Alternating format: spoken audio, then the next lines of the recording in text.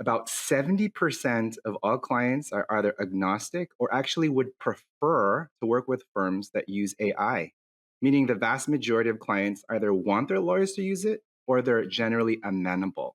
Now, of that 70%, Steve, 42% actually prefer to work with a law firm using AI.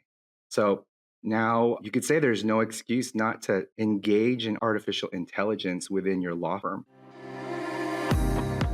Welcome to Great Practice, Great Life by Atticus Incorporated. What if you could hang out with successful small and solo law firm attorneys, ask them about their successes and failures, their business strategies and mindset habits, then take an insight or two to guide your own growth in your practice? Each week, Steve Riley shares an in-depth look at how to work less while maintaining high client service standards, reduce your stress levels while growing your income, and find time to make changes when you are time-starved.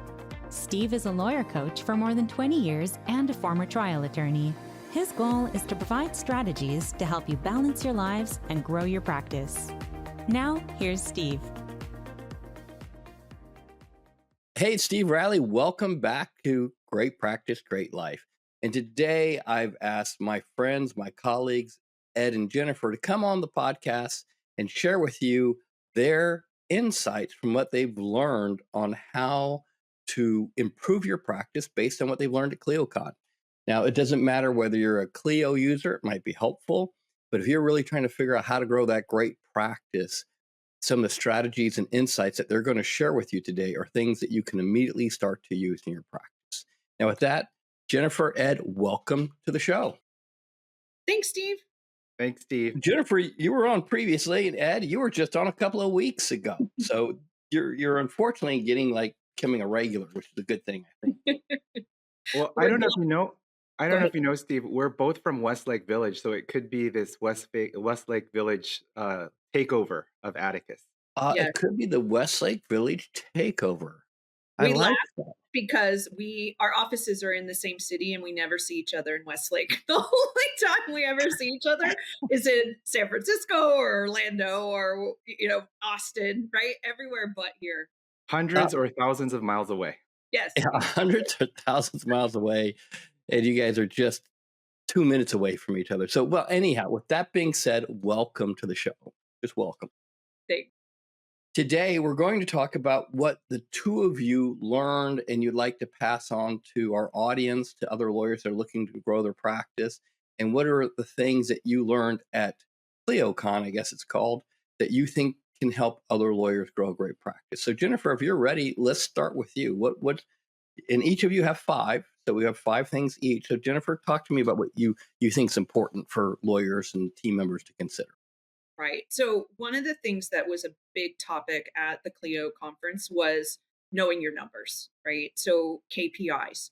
And for most of us, most attorneys are not math people. If we were math people, we would be engineers or doctors or some other profession besides lawyers. So trying to build KPIs, right? Key performance indicators, and having a way to measure what we're doing, how we're doing it, measuring our team, measuring our, our profitability, measuring our production, all of those different metrics are really key to taking your business to the next level. And so that was something that really was emphasized at the Clio conference was how do we get there? And one of the things that is super important is tech. Tech can get you these numbers and get you this information in ways that we used to try to do manually, that that time and money will save with using tech if you're using like a Clio software to manage your information. That's fantastic. One of the challenges that I have and I've seen other lawyers struggle with when they start to join Atticus is embracing technology and using something like Clio or a CRM of some form that helps you manage your data and your workflow. Is there one particular KPI, key performance indicator, that hit you hard when you were there? Like you said, okay, I'm going to implement this one, or because you and Fred are pretty much on top of things. Was there one in particular that you're like, oh, that was interesting, I never thought of that before? So the big word that they use at Clio is lockup, right? And so the concept of lockup is the time from retention to getting paid, right? And there's layers of lockup from prospecting to production to billing to collections, right? And so managing those key performance indicators at each level, seeing how long something is sitting in each piece of that pipeline is key to profitability, right? And cash flow and all the things that are so important for us as law firm owners. That's great. We used to call that work in process, but I guess they've renamed it and recategorized it as lockup because it may work better in their software system. That's really good. That's good. Ed, how about you, sir? What's one thing that you said, I need to pass this on to my friends? Right. So you can imagine ClioCon 2024, artificial intelligence was the huge topic. And so my first takeaway was the metric, the rapid uptick in law firm adoption of AI into the law practice. And so the statistic was back in just 1 year ago, Steve, 2023, only 19% of law firms were using AI in their practice. They did that same survey this year, and it is a whopping 79%. So 79% surveyed are now using AI in some capacity, but even further, a quarter of that 79% state that they're using AI or universally, widely or universally. So, I think this is a great bellwether for our Atticusans to see where we're at, because that's an important data to see, are you in the curve? Are you out of the curve? Are you going to get swallowed up in 3 years? Because this is what's happening real time. That's an incredible statistic. I would say right now, if you're an Atticusan, a member of Atticus, if you're not taking advantage of the Grow with AI class, do that. In 2024, we did 2 hours every month dedicated to working on how to implement Grow with AI, using AI in your practice. In 2025, we'll be probably shifting it to once a quarter, but I'm just listen to what Ed's telling you. It's going to be a game changer if you don't realize what a game changer it is already. So fantastic. Thank you. Jennifer, what's another one for you? The next one really was came off of James Clear, who was one of the keynote speakers. So James Clear wrote Atomic Habits, which if you haven't read, you should read. Really a very good treatise on how habits work and how you can use them to your advantage. And so for him, the big focus was for us attorneys to step back and reflect and actually take that time to think, process, plan, resulting in our ability to then create efficiencies, improve client satisfaction and ultimate success, right? So we often as attorneys are so driven with production or marketing or profitability, whatever the key metric we're looking at, right? That's our driver. And we're not stepping back to actually look at the bigger picture, right? The forest for the trees kind of concept. And so he really emphasized that that reflection time is key to success. And many of us struggle with making that commitment to that reflection time, taking time off. I mean, it's something obviously as Atticusans talk about a lot. But even just taking moments, right? Putting time into your calendar every day to reflect. And I can tell you, I do this when I'm on the treadmill, and my phone is with me, and like the notes are amazing that I get out of it because I've turned off all of the other worries, all the other anxieties, all the other planning, and just give myself grace to like see what the universe is aiming at me. And that reflection time is I mean, it's made a huge difference in what we do as a company and how we are able to produce and all of that. That's fantastic. I usually try and encourage lawyers to slow down to speed up. Mhm. This is one of the reasons we try and get the group workshops every quarter. This is one of the reasons I recommend people, if they're using the Migrate Life Focuser, to go ahead and spend at least an hour a week to think about things, use the learning bridge just to take time to reflect. Where can you improve? It doesn't take a lot of time, maybe 10 minutes, 15 minutes, just to drive some things. So really well done. Well done. Ed, what's another one for you, bud? I love this one because it now clarifies what clients are thinking. And number two is clients are actually agreeable or copacetic to working with law firms who use AI.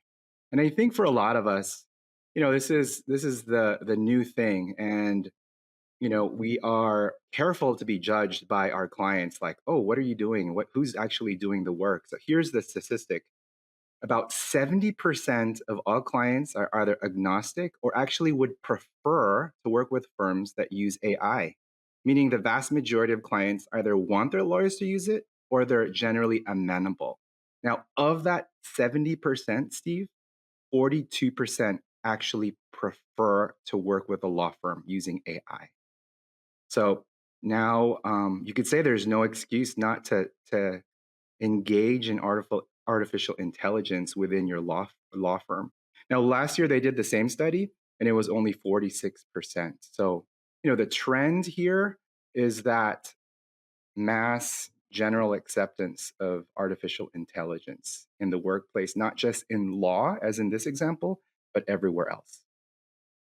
Think about it. Is there a place that you would be afraid for someone to be using artificial intelligence in their service of you? I can't think of a single place where I'd be like, oh no, I don't want artificial intelligence there. Right? I Yeah. mean, I'm thinking about it myself. I'm like, no, if a surgeon's using artificial intelligence to do a better surgery on me, I would be delighted. You know, I figure it's probably, I listened to a Peter Attia podcast a couple of months ago, and I figure listening to what they're talking about with artificial intelligence and the robotic surgeries, it's probably 2 to 3 years before we see AI doing robotic surgery for us. So, I think, I don't think if it's quicker, faster, cheaper, improves quality, why would we oppose? Why would we be opposed to it? I don't see a downside. And I know there's a lot of people saying, well, what about this? What about that? But I think our clients are going to embrace it quicker and faster than we ever imagined. So fantastic. Jennifer, what's another one for you? So this goes in that same vein of what Ed's talking about of using technology and artificial intelligence. So one of the things that was prevalent at ClioCon was a number of AI driven vendors. So most of us, when we're thinking about AI and talking about AI, are often thinking about ChatGPT or large language models and the ability of it to do those types of tasks, which it can and I use for those types of tasks. But there are other I mundane tasks that are part of a law firm that technology can be used for, and with AI can be used very effectively. So, for example, we use a technology platform to work on our collections, right? And that software reaches out and reaches out to our clients and gets them to pay us when we were trying to do it manually and it wasn't working, right? I use a technology to look at my emails and manage and sort and put them into buckets so that my review of my emails takes a third or a quarter of the time it would have taken before. Using AI in your marketing, right? In building content, in platforms that will use AI in putting data out, knowing when to put it out, how to put it out, what works, using statistics, right? Things that we as humans can't do or can't do efficiently, right? And so that using technology and AI at now more than ever in every aspect of your firm to manage back end and front end is going to be key to being competitive in the next few years. Jennifer, can you summarize your third takeaway? Yeah, the biggest thing that I'm seeing is that we go through periods in society where a certain industry is growing and developing, and today that's AI. Right? If you put AI on the name of your company or in the description of what you do, you're going to be able to get hedge fund money to fund you to do what you want to do because that is the they're willing to try almost anything. And the result is that in law in particular, they're trying all kinds of things, right? So again, the software company that I use for collections is a company called Coleno, based out of England, right? And they built this tech stack that allows you to create a follow-up system to go after your receivables. The email program I use is called Sanebox, right? And there's competitors to all these companies. These are just the ones I happen to choose. But it uses AI to analyze your emails and see what kind of emails you're getting and what you respond to. And as a result, it sorts your emails so that when you're looking at your inbox, it's got a third of the emails that would have been in there. And the ones that are in there are important. And so you can focus your time and then get through all that junk mail that we all get in a matter of a minute or two, right? Wealth Council is a great part of a tech stack, right? A way to build and develop documents and draft things. So that we just retained a new one for our CRM, right? So with us reaching out to clients and trying to be more proactive with our clients and our database, a customer relationship management program with an AI component to it is really going to take that to the next level. And cost wise, it's not significantly different than what we would have been paying for a CRM anyways. But with the AI built into it, it can do more. And again, efficiency, speed, figuring out things that we wouldn't ourselves. Let's define tech stack for a moment, because some lawyers are going, okay, I avoided math, and now you're using terms like tech stack. So let's define tech stack. What does tech stack mean when you use Yeah, well, for me, it's how many bills do I pay every month to some tech company? it? Well, there's that. How many? So it's a check stack, not a It's tech. a checklist, It's a right? check. It's the people, my vendor list. Right. It's the Um, checklist. but so you do, because look, I mean, at Clio, there were at least 50 vendors that were out there selling some sort of AI product to you, right? So I don't need 50 products. I don't need 50 bills, right? But which ones make sense for my firm? What are my biggest pain points? I think for most of us, email is pretty high on that list of our biggest pain points. So a way to decrease the amount of time you spend on emails is worth I mean, in the case of Sanebox, it's like $7 a month, right? So if I save one email, right, that's enough to cover the cost of the thing, right? For a year. Yeah, So easy, easy. So let me ask you this. So, and Ed, I'm coming to you in a second. So we'll go ahead in the show notes put links to these two companies that you mentioned, and any other company that you want us to put in there. But as audience members listen to this, I'd like you to consider a couple of things. When Jennifer talks about a tech stack, she's basically thinking about what are the technologies that integrate inside her law firm where it allows her to serve her clients. For me, about anything that you're doing with technology that enhances the customer experience, you're building a client-centric firm that makes things quicker, faster, and cheaper for the client, is going to be a good investment, assuming it improves the client customer experience. So, Ed, how about you? What's the next topic for you? My next topic was this concept. And again, this is a no brainer, but Goldman Sachs did this fantastic study last year. But essentially, the extent to which AI will affect the legal industry. And it's essentially no legal role will be unaffected. It's going to come in and it's going to drastically redesign how we're billing, how we're working, and to the extent that we can offer our services. So the first study said that 44% of tasks in the legal industry could be automated by AI. 44%, which is huge.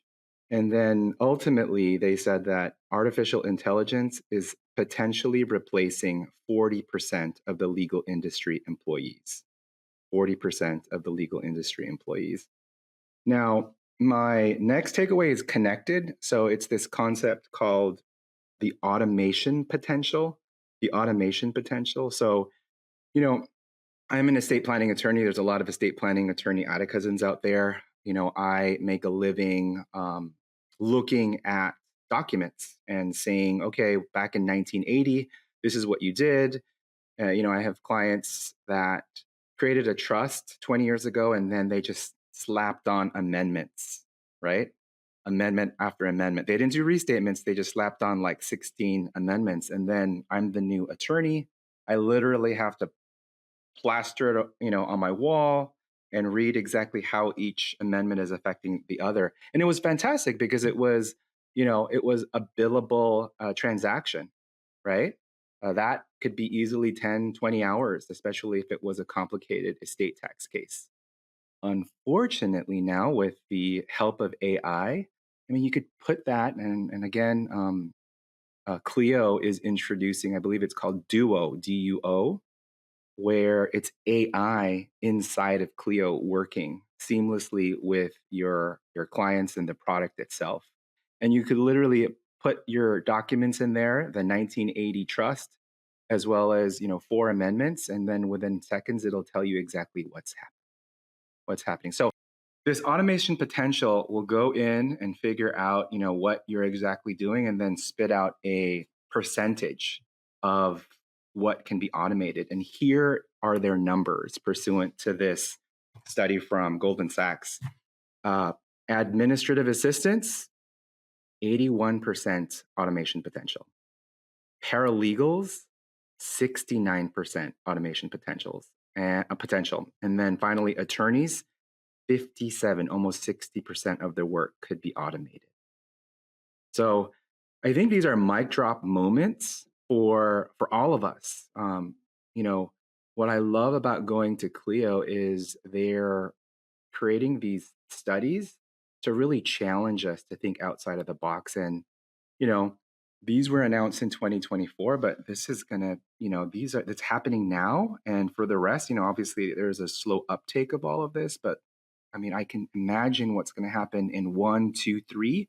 And because AI is so fast and everyone's adopting it so quickly, I mean, we're literally looking at a very different landscape very, very soon. Hey, Steve, I want to just kind of jump in the middle of this episode to talk to you for a minute. If you are an Atticus member or if you're in our audience but not an Atticus member, one of the most impactful things happening in the legal industry, quite frankly, worldwide, is the use of generative AI. How is artificial intelligence impacting your practice? So we've started a course called Grow Your Practice with AI. If you're not part of this course and you're a member, jump in. It's included as part of your membership. However, if you're new to Atticus and you're trying to check us out and you're not really sure if it's a good fit for you or not a good fit for you, this is a perfect class for you. Once a month, we get together for 2 hours via Zoom, and we have a fantastic workshop on how to implement AI in your law firm. We have everything from thought leaders that talk about the big picture, how to strategically think about AI. More importantly, we have some fantastic how-to segments that you can immediately start using AI in your practice to do everything from summarizing depositions, to improving correspondence to clients, to improving your marketing. There's so many different ways that AI can help you grow your practice. In addition, we talk about trends. We talk about some of the ethical issues as they come across the US and how they're impacting practices. So if you're not already taking this course, jump in. I put some information in the show notes about it.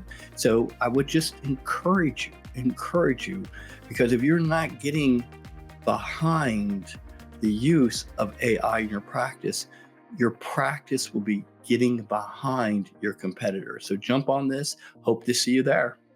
There's two things I want you to consider as you're listening to this, from an audience perspective. I had the privilege of watching both Ed and Jennifer do this during part of this presentation during the Grow with AI class. And so I've had some time to think about it. And I read the Goldman Sachs study last year, and I spoke at the summit, and I referenced the Goldman Sachs study. And one of the things I was trying to communicate, especially to my colleagues that bill by the hour, and I know both of you do, and I know, Jennifer, part of your practice is, significantly attached to the billable hour. So the ethical rules as they come down, there's about 20 jurisdictions that have ethical rules now, basically saying, as a lawyer, if you bill by the hour, you can only bill for the actual work you've done. And then watching Valerie Connell do the co-counsel presentation for the Grow with AI class was kind of mind-blowing, right? Her ability to summarize the deposition, do cross-examination questions, and look at all the Enron emails in, I don't know, like 12 minutes. It was crazy. So, Ed, your point should not be hopefully lightly taken by people that are listening, because you're dealing with two things. You're dealing with rapid change from a technical perspective. It's moving very, very quickly. The problem that we also have is, and Jennifer reflected this, I talked about this, is the time to reflect and think and strategize. So you can't outrun this problem. You can't outwork this problem. You may be able to sit back and strategize and think about it, but it's going to completely revolutionize how we practice. Now, will AI replace lawyers? No, but will AI replace lawyers that don't use AI? Probably yes. So the two of you and a lot of our Atticusins are kind of on the cutting edge of thinking about this. And Ed, you also have the advantage because of your other business. So let's talk just for a minute about your other business. Do you see how your other business comes into play here? What's Yeah. So when Jennifer was going over, not is it Kaleno or SaneBox? I was Yes. like, Sanebot? well, my virtual assistant in the Philippines actually doing that, but yours is $7 a month. So I think to an extent, the best of both worlds work. You have SaneBox and you actually have a human. But by way of background, fellow Atticus and I, Matthew Kreider, we created Traba Legal. And between the two of us, we've been using virtual assistants to support and scale our offices collectively for 10 years. And so we turned it into a business as Atticus has supported us and encouraged us.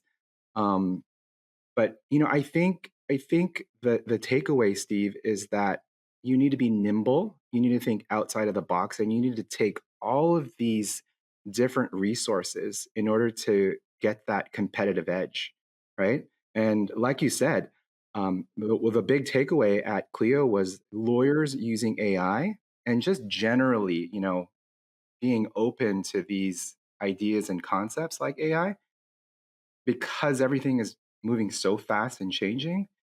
The people who are willing to engage and being nimble are literally going to replace all of these other lawyers that are practicing the way of yesterday. And that's going to happen very quick, very fast, And it'd be very brutal. and very brutal.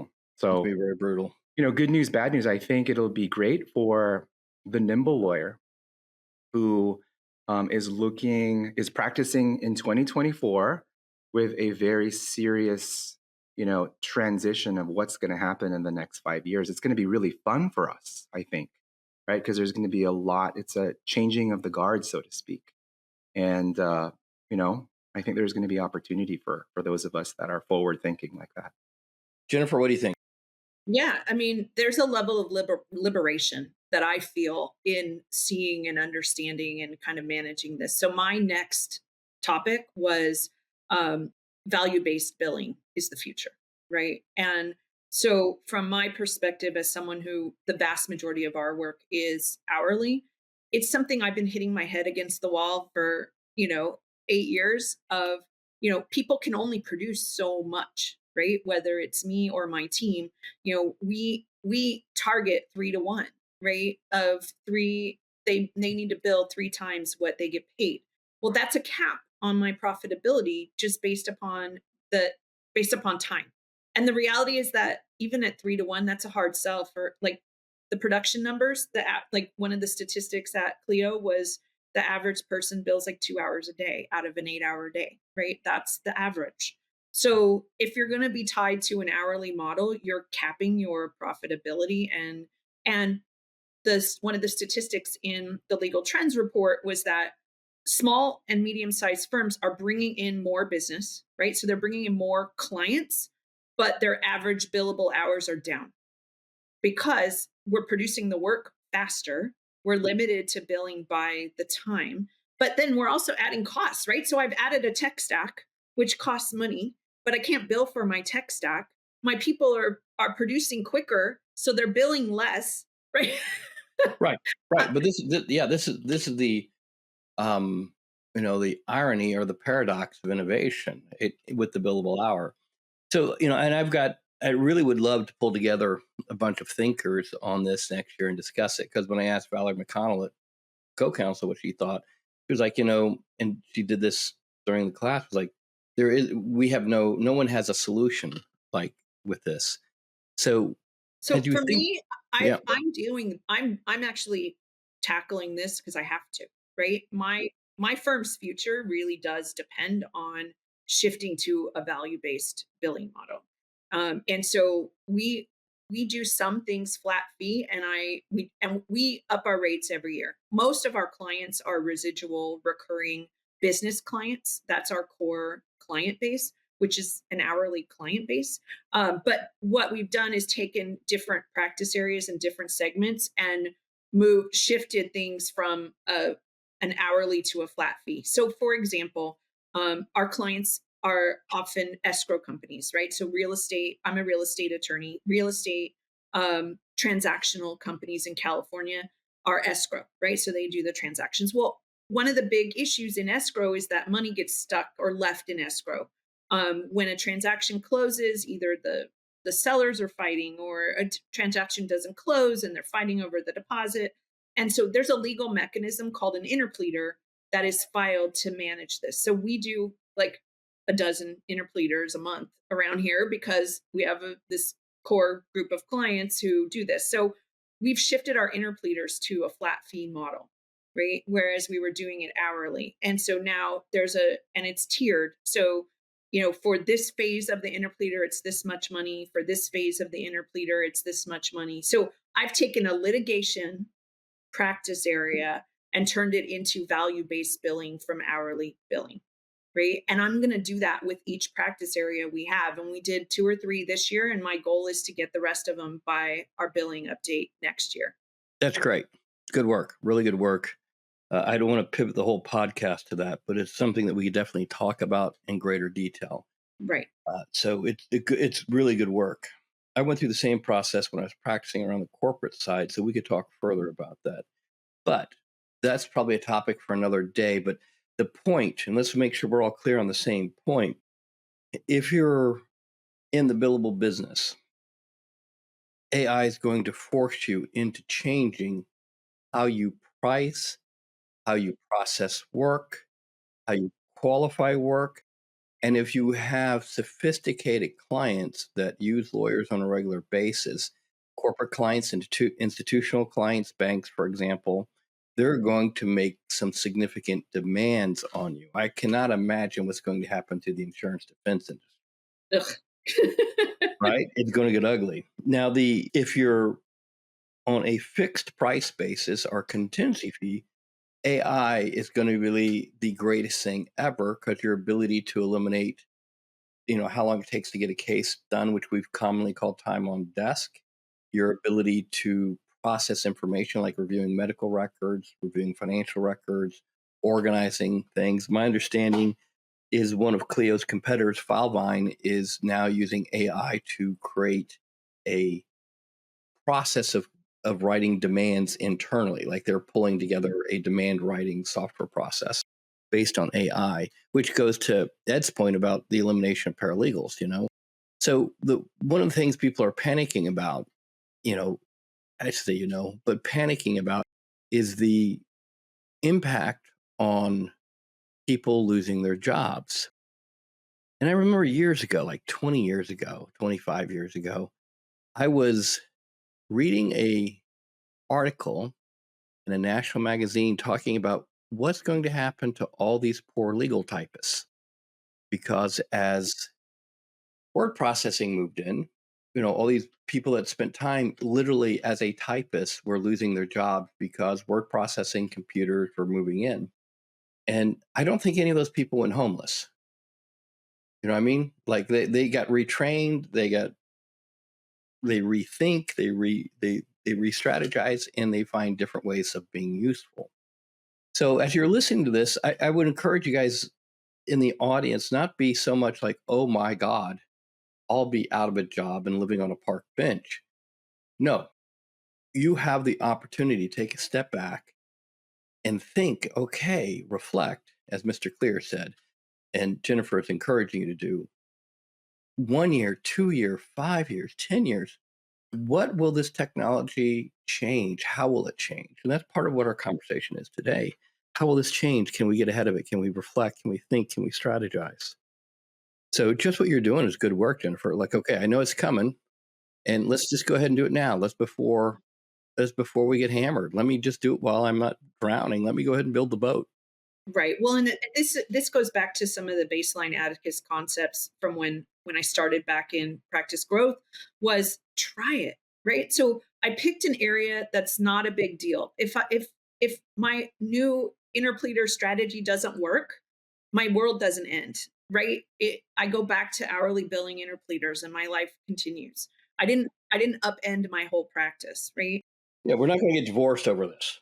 Correct. Right? So pick something to test with whatever it is you're looking at. And we're going to do a test next year with subscription based model for our corporate clients, right? Because right now, again, they're all hourly. So we're going to provide a platform with certain products, right? Similar to what the trust and estate attorneys are doing. But for our corporate clients, it'll include a certain amount of our time. It will include resources, data, information. And we're going to start with it being optional, right? And we're going to slowly see how the absorb slow. But this is all moving in a couple of years, Hey, right? no, But no, no. I can help you. I can save you 2 years and pain very quickly because that's what I had in my practice. yeah, So what I had wasn't subscription, but it was it's kind of like that, but it was a client care system. It's called Your Corporate Counsel Advantage. So let's you and I, when we're, let's schedule some time after Summit, and then we'll talk about that. And I'll show you what I have, show you what the system look like, how I marketed it, to show you the mistakes I made in it, and I think you'll find it to be entertaining. It'll save you some time and money, more importantly. right. But that's where you're having to look at every aspect of your business. See, and again, goes back to my KPIs, right? Where your KPIs tell you where you need to make the changes in order to continue to even stay consistent or grow. Yeah. So let's. I don't get too deep there, but I think that's an excellent point. Ed, anything else that you want to add before we switch topics here? Yeah, in this general topic, I think one of the things, the takeaway from this topic with Jennifer is for all of us to take a look at our practice and see where it's headed. Right? I make money drafting trusts and administering them, but I think AI is going to come in, and it already is, and it's going to drastically affect the drafting part in the estate planning, process. Already, I understand that financial advisors and their brokers are already engaging in services, AI services, where the AI is offering drafting for their clients. So, when we say that 47% of an attorney's work has an automation potential, that is an example. And so, for someone like me in the estate planning trust administration, I'm looking at my KPIs, I'm looking at my numbers, I'm looking at where I actually make money. And I think I'm going to challenge myself to transition into an operation that fixes, right? So I'm like the doctor that they went and tried to perform their own surgery and it went awry. That kind of operation, to a trust administration operation, because I think trust administration is more hands-on. We're like plumbers. You need us to actually move and change things. And we make more money, generally speaking, in the administration phase of the timeline anyway. So I really like the challenge that it is causing. And like you said, I don't think people are going to be losing their jobs, but the issue is we know it's coming. We know it's going to be affecting it. We know the numbers. So what are you going to do today to make sure the next 5 to 10 years are going to be very, very, fruitful and exciting for your practice? Beautiful. Jennifer, what's your next topic? My last one is answer the phone. This is awesome. So the statistics, so Clio did a secret shopper and they had done it, what was it, Ed, 5, 10 years ago, a few years Yep. ago. They Yep. had done a secret shopper and they called a random set of law firms as a prospect to try and see how well people answered the phone, how good the process was. And the numbers in 2024 were worse than the numbers from before. 67% of law firms did not respond to a prospect email, and 52% did not respond to a prospect phone call.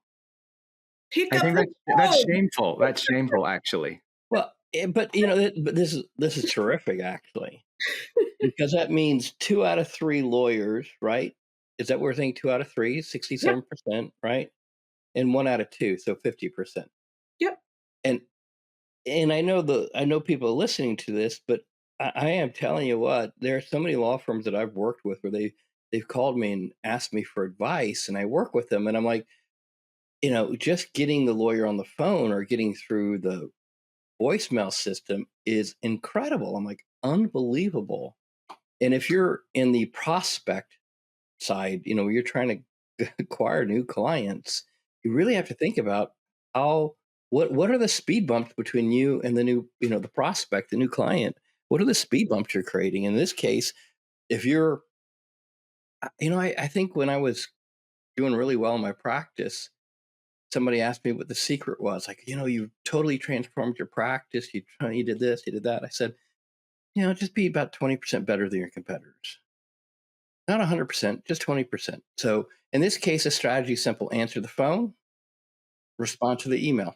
So that is I have a full-time intake person, and that is so worth the money in having someone watching and managing that. How much time, money, and effort do we put into getting those people to pick up the phone or send that email? Right? Think about the capital expenditure we're putting in to getting that phone to ring, to then not even answer it. Or It answer it poorly. Right? I mean, it's pretty sad, and such a low bar. I think what's fascinating about this is like the human nature aspect to it, like Clio and technology and AI and you know how many companies that were like answering services from like Ruby to Lex reception. There's like literally no excuse, but the vast majority of people are not replying or returning phone calls, and I think that's just very interesting. I'm almost speechless with respect to like we're so good at all of these things, but when a client comes in and says, "Hey, I want to hire you," we can't even return the call or the email like 2/3 of the time. Yeah, there's a couple things to talk about here. So one is human beings have been human beings and continue to be human beings. So what I mean by that is that you can spend a lot of money on your tech stack. You can spend a lot of money on being a great lawyer. But if you don't change your habits, you don't change your team's habits, if you don't change how you approach the practice, approach the business of law, it doesn't really matter much. So one of the core problems I have and have had is helping lawyers realize that the greatest threat to the growth of their practice is their inability to make change in their own life. And if you really want to get the core of it, the lawyers will come to the programs and will say things like, well, the problem is I can't find any good people. No, the problem is you're an asshole. You're kind of a jerk. And the problem is you're mean to people and you yell at people and you're actually the problem. Well, there's a lot of turnover. No, you're just kind of really rough on people. Then I had to learn that the hard way because, I was rough on people, and not realizing that I was driving good people off because that's how I was taught to practice: yell and scream and be a jerk. And it is the core of it, very, very difficult. You have to really think, okay, what am I doing here? What am I trying to help people? And then everything else starts to come in alignment. I mean, Jennifer, think about your journey. Ed, think about your journey. It's the ability to actually make change as a human being is probably the core strategy that I think that as a company, we try and help people think about, well, what do you want a great life look like? What do you want a great practice to look like? Okay, what you're currently doing, you have to change. Well, I don't want to change. I just want that stuff. I understand you want that stuff, but to get that stuff, you're going to have to make changes in your life. You physically are going to have to change how you do certain things. You are going to have to change how you think. Your mindset, things have to change. And I think this is just hysterically reflected in these statistics because there are lawyers that are not changing. They may be spending money on dancing TikTok videos, but they're not answering the phone and they're not responding to prospects' emails. I mean, what do you guys think? I mean, am I just being an old fuddy-duddy jerk here or what? Well, this is a battle that I see just in kind of my worldview of the people I network with and do business with, right? So I'm networking is one of my big marketing uh, avenues. So I meet and talk to a lot of attorneys, and I talk like an Atticus, right? And I talk about the things I'm doing, and they look at me sideways, like the the average attorney when I say, well, are you using a time template, right? How are you managing your time? What tool are you using for this? How does your intake work? What is the process when someone calls your firm? What is the plan? Is there a plan? you know, right? You know what? You don't have to check every email as soon as that notification pops up, right? Like that concept is psychotic to many of them, right? And so just if you really want to get to a place where you're not being controlled and run by your firm and your business, you're going to have to make do things other people aren't doing, right? You're not going to follow the norms because the norms will get you working really hard and billing a lot of hours to try and keep everybody fed, and that's not the life any of us really want. Ed, what do you think? When Jennifer was talking, she says, "Talk like an Atticus," and people look at you like cross-eyed. I will usually say, "Well, why are you doing a four-figure task if you want to make seven figures?" And they're like, "What did you just say?" Right? Like, why are you doing something worth four figures if you want to make seven figures? And it's sort of like a whoa, like I am. Why am I doing that? And you're right. It's like it's a mindset shift. It's a lifestyle change. It's understanding exactly who should be doing what on the bus in order for this bus to go from point A to point B so it's profitable. But it requires letting go, right? It requires giving up control. It requires trust. And all of that goes to building the right team, building the right systems, having the resources to do all the things we're talking about, right? All the fundamental pillars of business are all required to do what we're talking about. Thank you. That makes perfect sense. All right, Ed, I think you have one more point you want to make. All right. So my last one is actually the scariest, Steve. You know, I have been thankful to been using Clio since 2009, and I've literally seen it change from something simple to what it is now. And every, I would say, 5 years, they'll invite a speaker that just scares the heck out of you. And this year, for me, they brought up a scholar. Her name is Nita Farahany. She is out of Duke University, literally brilliant. And her subject matter expertise is this concept called neurotechnology. Neurotechnology. And if you break it down, it is exactly what it sounds. It's basically brain sensing technology. So, like I have a Whoop here, right? I'm going to not talk. You have a Whoop too, right? So there'll be a time, probably in the next 3 years, Steve, where you and I can meet in our virtual world, not say anything, but communicate through our brain. That's going to be crazy. A crazy new world. The reason why I wanted to share this with our community is it's here and now. It is projected to be a $38 billion industry in 8 years. And all of the players have engaged. 2019, Meta Facebook acquired one of the first neurotechnologies, so they're figuring out how to embed it. Apple has a form of the technology and they're embedding it in their ear pods, for example. So just imagine, again, the workplace, social media without a computer, without a keyboard, without a mouse, because guess what? You won't need it. There is technology that is, I think, about 85% accurate, where if I wanted to tell Jen, I'm so proud of her. Thank you for all the referrals. And I want to be you when I grow up. I think it, right? Send an email, it'll go to her and it'll be 85% accurate, right? So good news, bad news, there's always good, there's always bad. Imagine a world where this technology would be able to prevent seizure, 5 minutes before it happens because it's paying attention to the waves and the AI and the patterns. Imagine a world where it will be able to sense whether or not there is a brain tumor happening, right? And, timing, it's very difficult to diagnose. But also the bad of it, right? It used to be that our thoughts, our beliefs, our innermost secrets are our own property.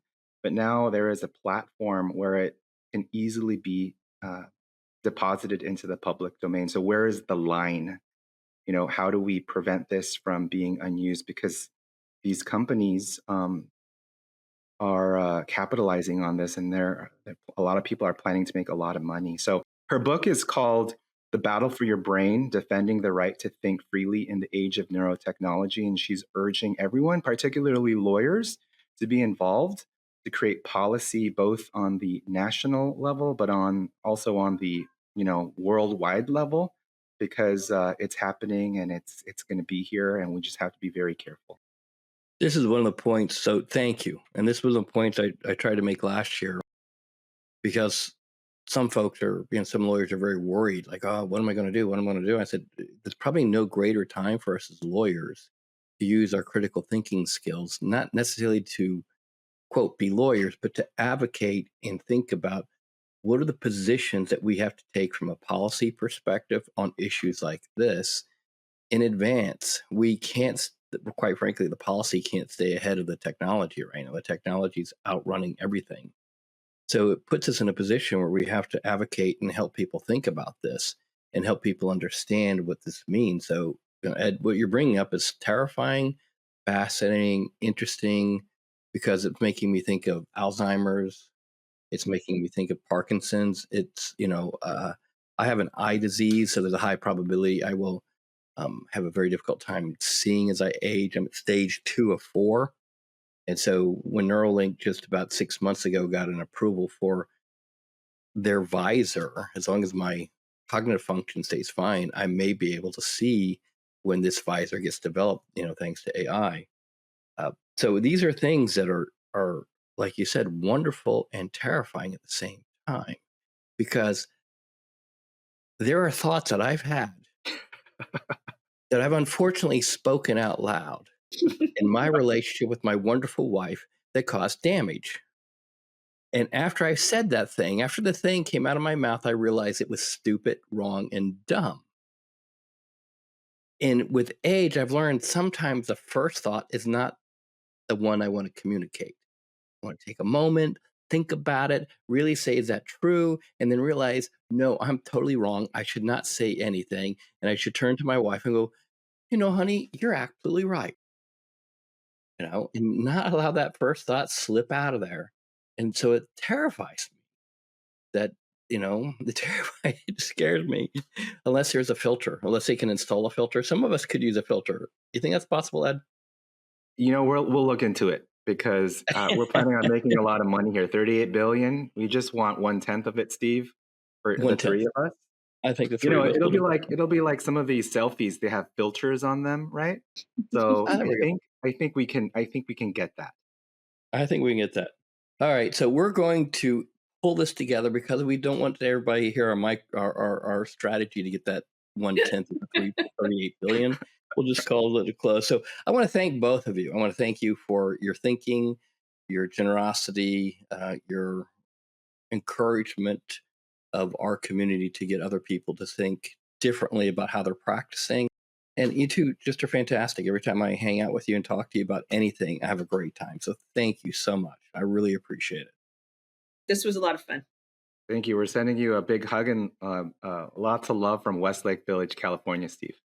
I appreciate it. I can use all the love I can get. I greatly appreciate it. So with that, thank you. Thanks for joining this week's episode of Great Practice, Great Life. Please tune in weekly to get the next episode. If you enjoyed the episode, please subscribe, like, and don't hesitate to share it with a friend who you think this episode could help. With that, thanks, and I hope you enjoy next week's episode.